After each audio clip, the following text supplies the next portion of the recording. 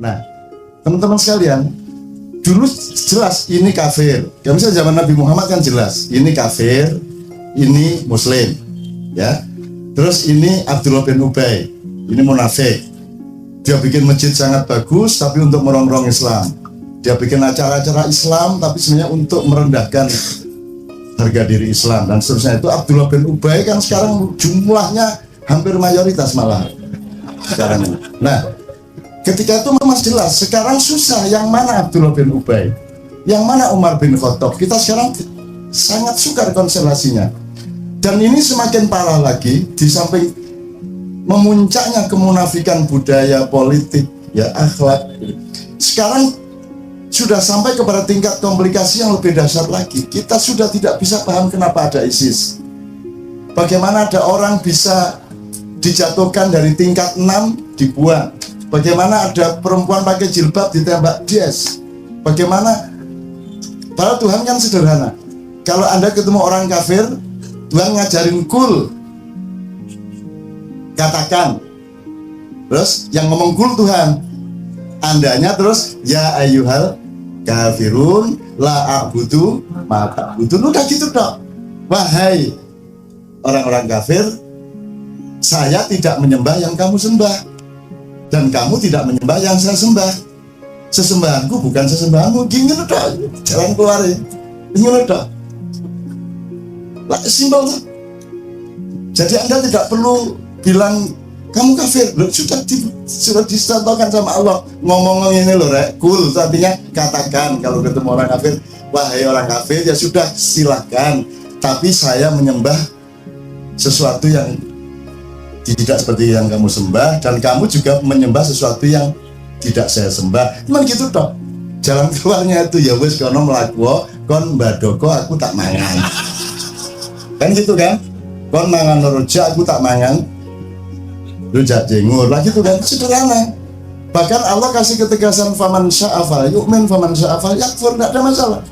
Barang siapa mau beriman berimanlah, barang siapa mau kafir kafirlah, selesai masalah.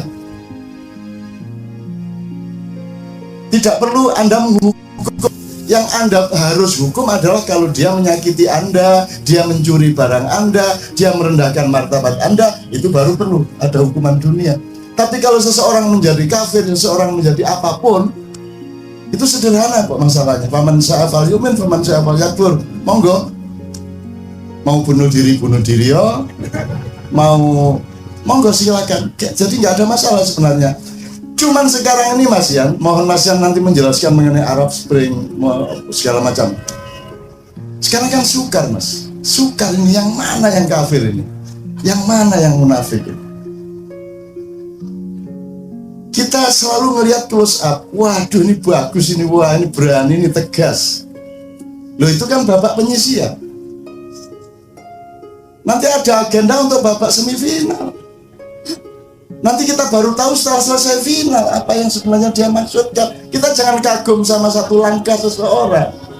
Ngerti nggak? Loh, semua penipu yang datang ke rumah Anda pasti kayaknya sopan, sikapnya juga sopan, dan begini-begini baik orangnya pasti. Dan pasti Anda setuju sama perilakunya. Nggak ada penipu kok. Nggak ada penipu kok. Penipu itu mesti baik, mesti melakukan sesuatu yang Anda terpesona kan begitu. Nah sekarang orang nggak tahu, pokoknya seperti ibu saya. Ibu saya dulu tuh saking lugunya, ditipu orang tuh dia berpuluh-puluh kali. Didatangi orang, api arema masalah, sopan, aduh, api gitu. Hanya karena orangnya berperilaku seperti yang dia konsep gitu loh. Jadi kita jangan lupa, kita dikasih duit sedikit dalam rangka kamu diambil seluruh rumah kamu gitu loh. Jadi sekarang kita harus hati-hati. Kita konstelasinya udah nggak kayak gitu lagi. Kalau dulu simple, zaman Nabi agak simple. Saya tidak mengatakan bahwa perjuangan kita lebih berat dari perjuangan Nabi-Nabi ya Pak Muzamil ya. Tapi kan kita ini orang yang bukan Nabi, bukan wali, bukan siapa-siapa. Kita ini orang biasa yang pikirannya terbatas. Jadi luar biasa susahnya sekarang sebenarnya. Meskipun ketika Anda pakai jembatan iman tadi, tidak ada masalah sih semuanya. Gak masalah. Gak apa-apa bonek kok. Ya apa caranya nelpon ya gak apa-apa Pak ngono ae. Nah, kalau kita pakai iman bonek kan sederhana masalahnya. Lo lapar ya mlebu warung. Sing bayar sapa ya sembung kok ya apa cerita. Lah Indonesia kan yang tidak bonek angkat tangan coba. Lah kabeh lah bonek raimu ini. Anda semua punya jiwa bonek. Jadi sebenarnya Mas Yan, daya survive dan tingkat resistensi bangsa Indonesia terhadap yang ancaman masa depan itu sebenarnya menurut saya sangat tinggi. Sangat tinggi. Sekarang gini lah, handphone tidak ada, Telkomsel tidak ada, yang satelit tidak ada, satelit meledak, serat optiknya putus, gunting sama sopo lah gitu ya. Udah sekarang, pokoknya sekarang Anda tidak bisa komunikasi apa-apa kecuali seperti dulu. Kalau mau komunikasi kantor pos kirim surat gitu kan, mau ngirim apa-apa ya lewat surat, paling pol telegram gitu ya. Balik ke situ itu Anda siap enggak? Enggak apa-apa toh? Lebih bagus sebenarnya kalau gitu, jangan enggak usah ada medsos, enggak usah ada internet, enggak usah Mbak Google pun sampean. Ya gitu ya teman-teman sekalian. Itu ngerti maksud saya. Nah, yang kita hadapi ini luar biasa complicated dan kelabu Mas ya. Kelabu itu apa? Grey. Jadi kita harus punya kecerdasan ekstra ke depan. Nah, saya mohon Mas Yan menjelaskan konstelasi ideologi yang sudah very complicated. Nomor 2, yang terpenting itu apa sebenarnya? Sebenarnya kalau Presiden 2019 penting nggak untuk kita? Kan begitu. Itu kita harus tahu. Kita jangan menghabiskan energi untuk hal yang tidak penting. Anda harap percaya bahwa Allah dalam Islam ada rumus likulida'in dawa. Setiap penyakit ada obatnya, setiap masalah ada solusinya. Jadi kalau ada masalah sekarang di sekitar Anda, jangan khawatir, dia juga membawa solusinya kok. Gitu loh. Artinya kalau dia kuman dia akan mati sendiri. Gitu loh. Solusinya gitu. Kalau dia overdosis dia akan meledak sendiri, akan jadi bumerang sendiri. Tolong di Indonesia ini semua yang overdosis diukur kembali. Jangan terlalu maju. Jangan terlalu tinggi. Kalau harus langgam, kalau harus rock, tolong diukur kembali. Jangan overdosis apapun saja. Saya ingin ingatkan teman-teman semua supaya tidak terjadi letusan dan ledakan-ledakan. Teman-teman juga jangan kerumunan, jangan tertipu apa-apa. Saya tidak anti siapa-siapa. Saya antimo. Ya. Saya tidak anti siapa-siapa. Saya ingin keselamatan bersama semua umat manusia dan seluruh bangsa Indonesia, siapapun dia. Gitu ya. Maka yang saya omongkan ini bukan siapanya. Yang saya omongkan adalah jangan kelegen, jangan kasinen, jangan kepedesen, jangan kebanteran gitu ya. Sesuaikan diri dengan irama yang seharusnya. Bumi harus menyesuaikan diri dengan langit. Jangan suruh langit menyesuaikan diri dengan bumi. Karena bumi hanya bagian yang berputar di tengah langit, bukan langit yang memutari bumi. Ojo GR kon. Ini sedang diaduk lagi nih. Kalau bahasa wayangnya itu gabah dan interi. Jadi Anda tahu sekarang yang ada di televisi kan ada imigran berpuluh-puluh ribu, ya, mungkin beratus-ratus ribu dari peperangan yang tidak pernah selesai di Syria dan Timur Tengah. Mereka masuk Eropa, bahkan masuk ke negara yang sedang bangkrut seperti Yunani. Bahkan mereka merobohkan tembok untuk bisa masuk di situ. Artinya Islam yang sedang dianiaya, sedang dijadikan korban stigma-stigma itu, malah sekarang orang-orang Islamnya masuk ke negara-negara Eropa. Imigrasi dari Afrika banyak. Jadi akan ada percampuran yang menciptakan peradaban baru. Sementara di Indonesia MIE akan berlaku. Nanti orang Thailand masuk, orang Cina masuk, orang Filipina masuk ke sini. Ya, makan balut itu PT ndok wis dadi PT terus digodhog. Jadi metu cakaring ini terus dikerakoti. Itu di Filipina begitu itu. Saya dulu makan, masya Allah, makan ya itu. Itu teman-teman sekalian, itu Anda pikir bukan masalah.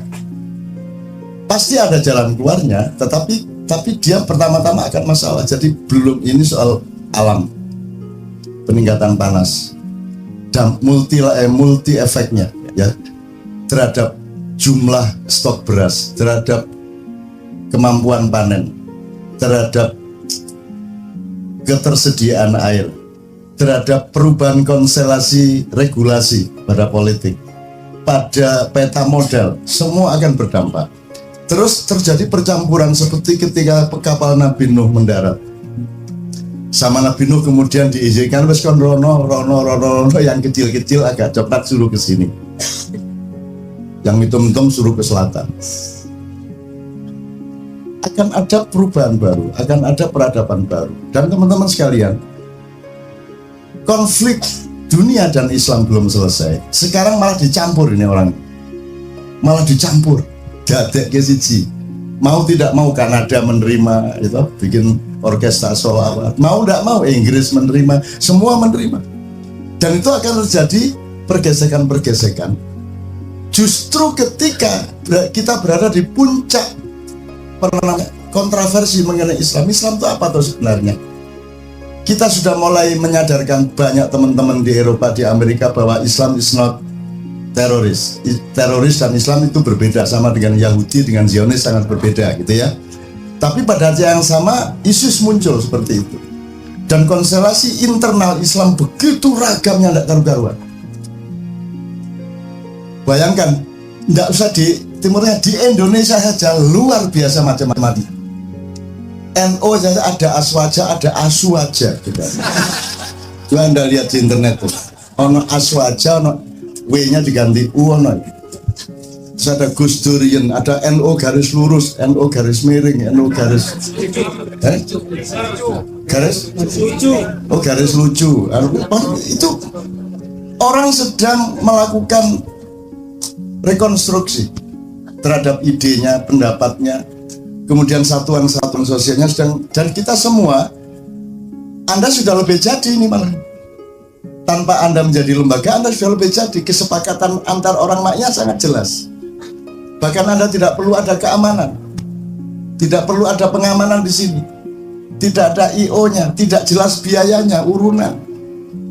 Kalau kurang nanti sonnya ngutang. Gitu. Kalau nggak boleh ngutang berarti bukan kamu kan gitu kan. Nah terus siapa ya? Pokoknya bukan kamu kalau nggak boleh diutang kan gitu. Artinya kita sudah membangun, sudah duluan. Nah teman-teman maknya, dari Mas Yan tadi, kita harus susun langkah-langkah penelitian paling tidak 3 hal. 1, merekonstruksi pemahaman mengenai global climate dengan dari teori yang berbeda-beda. Nomor 2, tingkat kesadaran para regulator, para biro pemerintah ya, dari tingkat pusat sampai kabupaten sampai apalagi desa, itu sebenarnya punya pengetahuan dan antisipasi apa tidak terhadap kemungkinan di depan seperti itu. Nomor 3, rakyat sendiri ini tingkat resistensi dan kesiapan antisipasinya seberapa, itu kan perlu kita teliti. Ya penelitiannya tidak perlu pakai dana, wong kita kok. Ya pokoknya kita amati terus menerus dan kita punya rumusan dan kita kan ikhlas satu sama lain kan. Anda kan di samping kaum minal qaumil muflihin, Anda juga mukhlisin. Muflihin itu artinya kalau Anda sakit itu ngeceknya gampang, gini-giniin, nah iso berdiri berarti raloro, selesai masalah. Jadi kalau Anda pusing, demam atau kita apapun sederhana, asal itu dirangsang-rangsang, oh iso beres loh, sehat. Ya. Kalau Anda di opnam itu ngeceknya gitu aja. Daripada kamu membantah dokter dicucus-cucus macam-macam, ini, oh beres, nggak ada masalah, tak pulang aja. Maaf ya Mbak ya, itu serius Mbak. Loh, kalau muflihnya diam, kalau al-muflih wa antum minal qaumil muflihin gitu, dan Anda semua adalah golongan orang-orang yang muflihin, yang masih oke gitu kan, itu berarti beres ya. Nah teman-teman sekalian, Di Indonesia aja enggak karu-karuan konstelasinya. Nah sekarang satu poin Mas Yan sebelum saya buka tanya jawab. Ketika seluruh jenis konflik dan perbenturan itu nanti terjadi secara global, siapakah yang akan menyelamatkan kita? Sekarang saya tanya, semua konflik dengan Islam itu sebenarnya mencari wacana untuk solusinya di Indonesia, ya Mas Yan ya? Di Indonesia. Jadi di Indonesia itu ada percontohan-percontohan muflihin itu, jadi pendamai-pendamai itu. Ya, kayak kita ini kan racetron nih damai, gitu ya. Karena masih Kiam tuh berdiri, dan bodoh banget itu. Jadi Mas Yan, saya ingin matur kepada Allah, ya Allah, yang paling berpengalaman terhadap komplikasi psikologis, pemikiran, budaya, tidak ada yang melebihi Indonesia. Karena ragam kultur, ragam agama, ragam kepercayaan, ragam watak, tidak ada yang melebihi Indonesia, betul nggak Mas? Nah, tidak ada yang melebihi Indonesia. Enggak. Yang paling gampang aja yang kelihatan mata. Kalau Anda ngelihat motor dan mobil jalan tuh, menurut Anda dengan cara naik motor seperti itu, naik mobil seperti itu, mestinya banyak kecelakaan nggak? Sudah jelas jalurnya ke sini, dari sana ada yang susut gitu ya. Kita mau belok kiri, ada yang dari kiri gitu, betul nggak? Dengan cara berkendaraan dan menjalani hidup seperti itu, mestinya tingkat kecelakaan sangat tinggi. Dan lebih tinggi mana tingkat kecelakaan di sini dibanding di Seoul misalnya? Di sini ini begitu pinternya orang Indonesia, ngawur tapi selamat. Ya Mas ya, betul nggak? Canggih, berani itu, hidungnya masuk dulu. Tadi itu saya sama Gandhi dari Pejaten ke sini tuh mungkin 15 kali. Loh, nggak hanya motor Mas yang ngilang gini, mobil ini di perempatan tuh berani puter, berani kok.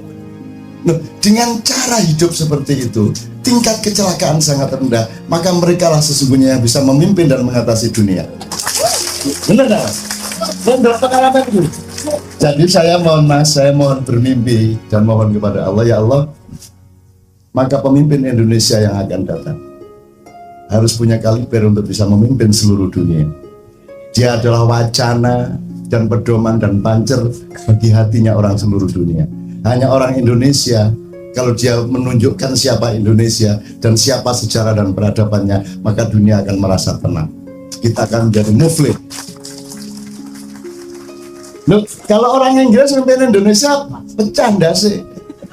Ya lah Mas, ya. Tidak bisa. Mana bisa memimpin orang Indonesia? Cobalah, kamu sewa Perdana Menteri dari Finland apa dari mana, pecah kepalanya. Orang di sini bilang ya jebul enggak. Ya toh? Jadi kalau nyun sewu nggih, tapi gini tut. Coba orang Indonesia itu. Nah, mereka orang Indonesia punya berapa tempat pengalaman pluralisme, pengalaman keberagaman, pengalaman bergesekan. Siapapun kita terima di Indonesia dan kita selamat. Kita bisa mendamaikan semuanya. Maka hanya kaliber pemimpin Indonesia yang bisa menyelamatkan dunia. Ngono nek aku. Perkara gak ya gak masalah biasa.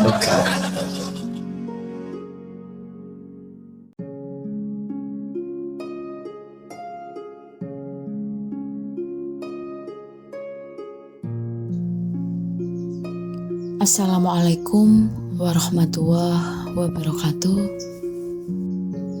Yakinlah setiap masalah pasti ada solusinya. Kita belajar dari perjalanan sejarah bahwa penjajahan fisik dengan invasi militer tidak akan bertahan selamanya, kuno dan usang. Mereka yang berkepentingan dalam penjajahan itu pun menyadari harus segera berevolusi cara menjajahnya agar keuntungan yang mereka peroleh terus mengalir dan bahkan berlipat-lipat. Cara penjajahan yang diterapkan harus sangat halus, sehingga yang dijajah tidak sadar dan tidak merasa sedang dijajah. Metode penjajahan harus berhasil meninabobokan kaum terjajah yang justru merasa lebih maju dan lebih modern. Cara menjajah yang bisa berlangsung lama adalah dengan mengendalikan peta kognitif manusia, yaitu mengontrol cara berpikir. Dan itu dimulai dari hal yang paling mendasar, yaitu bahasa. Kita telah belajar bersama mengenai kedua hal ini sebelumnya melalui tulisan. Kita belajar bahwa di dunia ini sejatinya yang berlangsung bukanlah demokrasi, melainkan sebuah plutokrasi, yaitu kehidupan sosial yang diatur dan dikendalikan oleh minoritas orang-orang ultra kaya. Cara berpikir ini dikontrol melalui informasi terstruktur yang berhasil diterapkan lewat jalur media massa dan pendidikan. Tentu keberlangsungannya dipagari oleh kekuasaan, baik dari pintu demokrasi maupun pintu kediktatoran. Bentuk apapun dari sebuah negara harus menopang pengendalian cara berpikir masyarakatnya lewat media massa dan pendidikan tadi. Pendidikan dalam wujud sekolah dengan sistem kelas, dari jenjang sekolah dasar hingga perguruan tinggi saat ini dikuasai oleh yang kita kenal dengan ilmu pengetahuan modern. Karena melalui pendidikan, manusia-manusia yang dihasilkan akan berpola pikir yang dikehendaki elit dalam plutokrasi tersebut. Manusia sekolah yang akan membangun sistem tata kehidupan dunia, yang sistem itu oleh para elit selama berabad-abad telah dimodifikasi, dimanipulasi, bahkan telah dirusak. Bukan berarti ilmu pengetahuan modern itu salah, namun ia dimanfaatkan sekelompok elit untuk mengatur kehidupan sosial masyarakat dunia. Sehingga kita harus mampu berdaulat atas diri kita yang memiliki warisan ilmu pengetahuan leluhur yang juga mumpuni. Ilmu pengetahuan modern harus dikunyah terlebih dahulu dan dicerna. Jangan ditelan mentah-mentah, atau dalam bahasa warga Merapi adalah barat. Ilmu pengetahuan modern itu harus diruat dulu. Karena pijakan dasar barat adalah membuang kesadaran akan keberadaan Tuhan dari ilmu pengetahuan dalam alam pikir manusia. Para elit melalui korporasi multitriliun dolarnya menyuntikkan dana segar yang sangat besar kepada kampus-kampus di barat dan belahan dunia lainnya untuk melakukan berbagai riset yang hasilnya nanti kembali ke korporasi tersebut. Relasi industri dan perguruan tinggi sangat mesra hingga menjadi sebuah simbiosis mutualisme. Di sisi lain, ilmuwan-ilmuwan, produk pendidikan yang konstruksi, berpikirnya sekuler, berperan aktif di berbagai bidang kehidupan. Mulai pendidikan dasar, ekonomi, hingga lingkaran kekuasaan pengelola negara. Karena mereka produk pendidikan modern, maka roda kehidupan di segala lini ini berada dalam koridor sistem yang dibentuk para elit itu. Namun tidak semua jebolan pendidikan modern ikut serta dalam sistem yang sedang berlangsung di dunia saat ini. Beberapa di antara ilmuwan dan praktisi juga melihat lubang besar dari sistem dunia. Terutama dalam ekonomi dan politik, mereka menyadari telah terjadi manipulasi dan perusakan nilai dalam sistem tersebut. Bertahun-tahun mereka berupaya menunjukkan adanya manipulasi tersebut. Banyak juga manusia yang akhirnya sadar dari tidur panjang akan kenyataan sistem dunia yang bergulir ini sejatinya sangat keropos, rapuh, serta manipulatif. Upaya solusi yang digali pun bersumber dari ilmu pengetahuan modern, padahal kerusakan yang terjadi saat ini akibat penerapan ilmu pengetahuan sekuler yang dimanipulasi. Ini seperti mengobati penyakit dengan memberikan obat yang diracik dari bahan-bahan yang beracun. Sekarang, mari kita coba memandang dari ilmu dasar ma'iyah, yaitu solusi segitiga cinta yang beberapa waktu lalu kita belajar bersama. Dalam solusi segitiga, subjek yang bisa mengatasi kerusakan dunia ini berada di puncak tertinggi segitiga, yaitu Allah Subhanahu wa Ta'ala. Dan wasilah atau alasan Tuhan akan mengatasinya adalah kekasihnya Rasulullah Shallallahu Alaihi Wasallam yang berada di titik kedua dalam segitiga cinta tersebut. Maka manusia yang berada di titik ketiga harus melibatkan kedua titik itu dalam mengupayakan solusi atas kehancuran dunia ini. Manusia harus berada dalam ma'iyah atau kebersamaan dengan Rasulullah, yakni dengan selalu bersolawat kepadanya, karena kebersamaan manusia dengan Tuhan hanya akan layak bila manusia bersama dengan Rasulullah.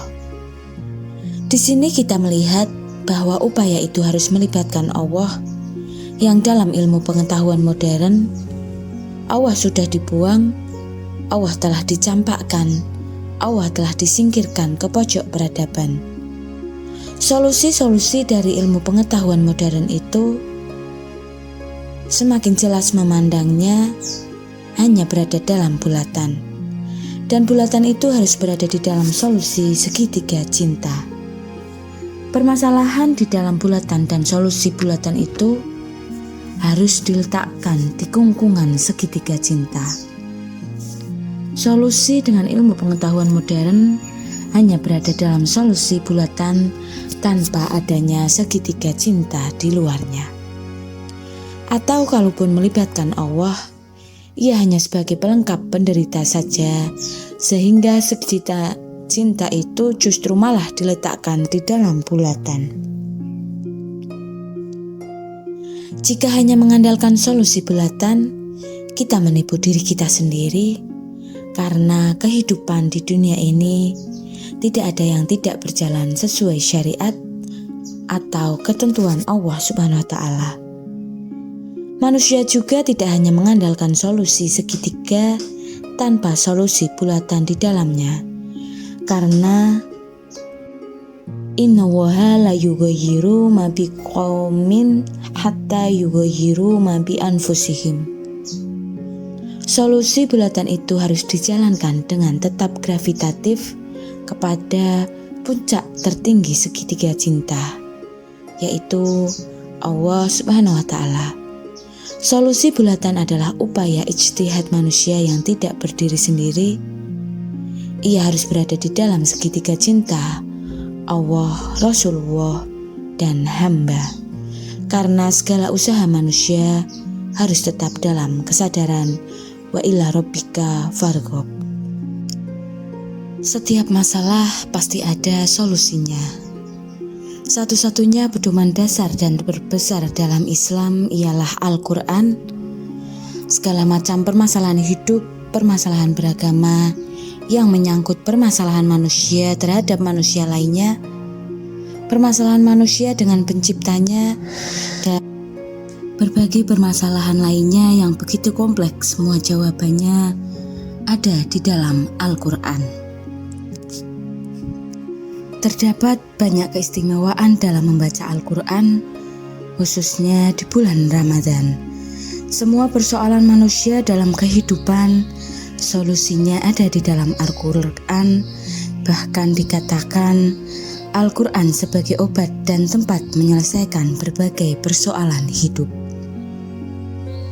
Hal ini sesuai dengan firman Allah dalam Al-Quran, surat Al-Isra ayat 82 yang berbunyi, "Dan kami turunkan dari Al-Quran suatu yang menjadi penawar dan rahmat bagi orang-orang yang beriman." Di dalam Al-Quran terdapat bagaimana cara manusia menyelesaikan masalahnya, karena setiap manusia pasti memiliki masalah sebagai ujian hidup.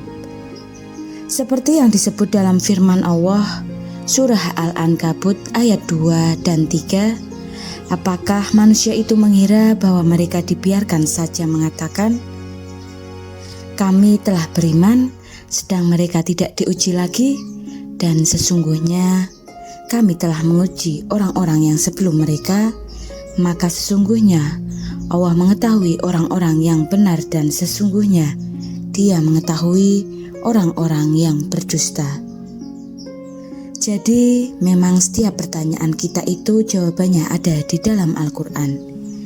Dan cara untuk tahu yang dengan banyak membaca atau mengkaji sekaligus mengkaji bagaimana Al-Quran menerangkan tentang ujian dan kesabaran, bagaimana jika memiliki harta dan untuk dibuat apa. Al-Quran menjawab dalam ayatnya, akan harta yang dimiliki jangan dimakan sendiri, namun bisa memberikan kebahagiaannya kepada orang lain dengan bersedekah dan sebagainya. Jadi siapapun manusia yang hidup di dunia pasti pernah merasakan ujian kehidupan. Jika kita mau membedah makna di balik sebuah ujian yang menimpa kita, maka kita akan mengetahui pesan yang diselipkan Allah Subhanahu wa Ta'ala kepada kita. Ujian kehidupan tidak selalu berupa kemalangan maupun kesedihan, dan sebaliknya ujian kehidupan juga dapat berupa kesenangan maupun melimpahnya harta. Pertanyaan yang akan muncul adalah, dari mana kita tahu hal tersebut adalah sebuah ujian? Indikator sederhana yang dapat digunakan adalah bagaimana hubungan kita dengan Sang Pencipta. Apakah ketika mendapatkan harta melimpah, lantas kita sombong dan mudah untuk merendahkan orang lain? Ataukah justru sebaliknya kita akan semakin dermawan dan bijaksana? Moralnya adalah ketika kita mengalami ujian, baik berupa kesedihan dan kegembiraan, maka kita sebaiknya bersikap sewajarnya. Sedih dan senang boleh asal tidak berlebihan. Biarkan semuanya sesuai porsinya, maka inilah kewajiban setiap muslim. Hendaknya mereka pertengahan dalam setiap perkara, tidak berlebihan dan tidak seenaknya, baik dalam masalah ini atau permasalahan yang lain, baik itu masalah agama atau masalah dunia. Dari Ka'ab bin Faruh, dari Qatadah, dari Mutarif bin Abdullah, dia mengatakan, umumnya perkara yang terbaik adalah yang pertengahan, dan kebaikan itu di antara dua kejelekan. Jadi semua permasalahan di dalam hidup, permasalahan agama dan permasalahan apapun itu di dunia ini, semua jawabannya ada di dalam Al-Quran. Sekian, terima kasih. Wassalamualaikum warahmatullahi wabarakatuh.